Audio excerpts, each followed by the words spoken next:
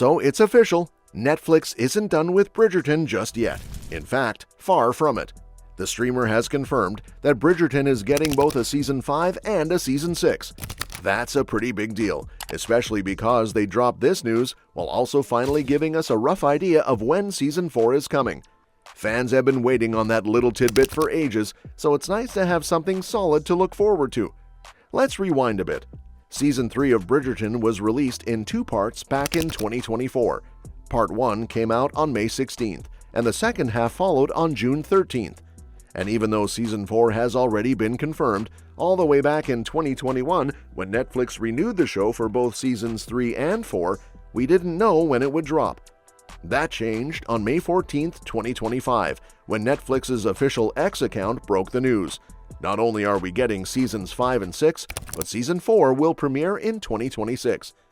Now, they didn't give us a specific release date just yet, but considering Season 3 came out in May and June, it's pretty likely Season 4 will follow a similar schedule. That makes sense, because Netflix seems to like keeping things consistent when possible, and it also gives us something to circle on our mental calendars while we wait. But this announcement does more than just confirm more episodes. It actually tells us a lot about where the show is headed. Since Bridgerton is based on Julia Quinn's series of romance novels, 8 in total, each one focused on a different Bridgerton sibling, fans have always hoped we'd get a full run of all 8 stories. Before this new update, there was always a chance Season 4 might have been the last, maybe even forced to wrap up the whole saga halfway through. But now that we know Seasons 5 and 6 are coming, there's a lot more breathing room. It also gives us a clearer picture of who's up next in the spotlight. Even though the show started by following the order of the books, that got shuffled a bit when Season 3 skipped over Benedict's story and instead jumped to Colin and Penelope's romance. So now, Bridgerton is circling back. Season 4 will be all about Benedict, played by Luke Thompson, and it'll draw from the 3rd book, An Offer from a Gentleman. That means we'll finally see his romance with Sophie Beck play out on screen. And since Benedict's story is being told in Season 4, that leaves the next few spots open for the remaining siblings, Eloise, Francesca, Hyacinth, or Gregory. But it doesn't necessarily mean they'll go in that exact order. Bridgerton's been known to keep us guessing. Honestly, it's kind of exciting that Netflix is going all in. Given how massively popular the show is, Season 1 and Season 3 both ranked in Netflix's top 10 shows, it's no wonder they're moving full steam ahead. Of course, the pandemic and those big industry strikes put the brakes on production for a while, so the fact that things are back on track now is a pretty great sign. It's also a good reminder that even though we've had to wait, those delays weren't for nothing. So, what's coming up in Season 4? A bunch of stuff, actually. Besides Benedict's romantic journey, we're also getting the return of a friendship fans have been rooting for since things went sideways. Penelope and Eloise are officially friends again. There's even a first-look photo showing them walking arm in arm down the street, which pretty much confirms they've patched things up.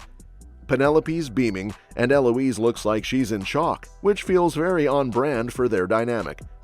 After everything they went through in Seasons 2 and 3, it's just nice to see them back on good terms. And according to showrunner Jess Brownell, the two are more bonded than ever in Season 4. Now let's talk cast for a second. Season 4 is stacked.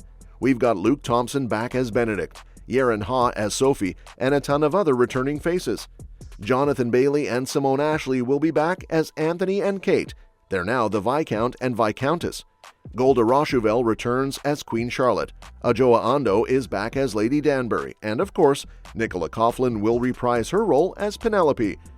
Claudia Jesse's back as Eloise, Luke Newton's Colin, and we'll see Hannah Dodd again as Francesca.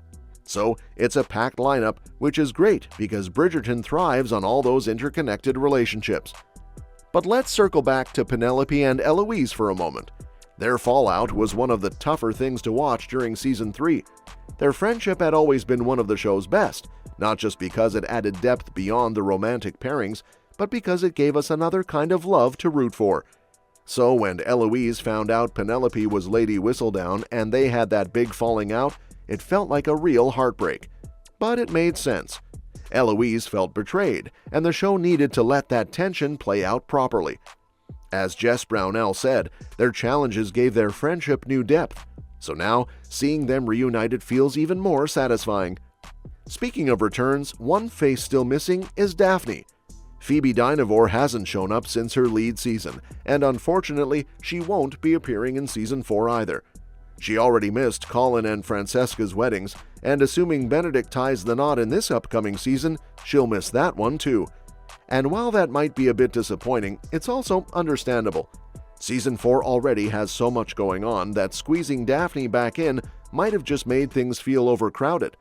That said, fans still hope she'll make a comeback in at least one of the future seasons, especially since her absence is starting to become more and more noticeable the longer she stays away. And to be fair, Season 4 doesn't really need her. Benedict and Sophie's story is front and center, and it's already expected to come with plenty of drama, charm, and swoon-worthy moments. On top of that, we're also going to get new developments for Eloise and Francesca, who are likely the leads in Seasons 5 and 6.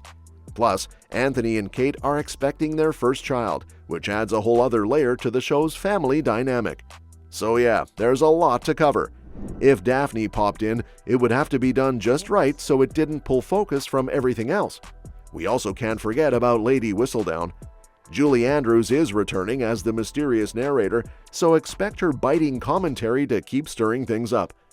And with so many new subplots, like Anthony adjusting to fatherhood, Francesca settling into married life, and Sophie trying to fit into high society, Lady Whistledown will definitely have plenty to gossip about.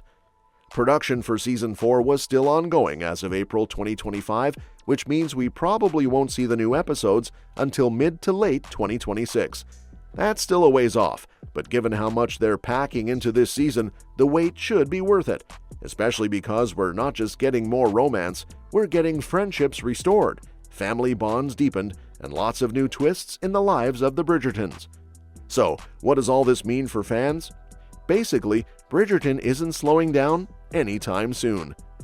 Netflix is clearly committed to giving the series room to breathe and grow. And now that Seasons 5 and 6 are locked in, there's a good chance we'll eventually get the full 8-book arc.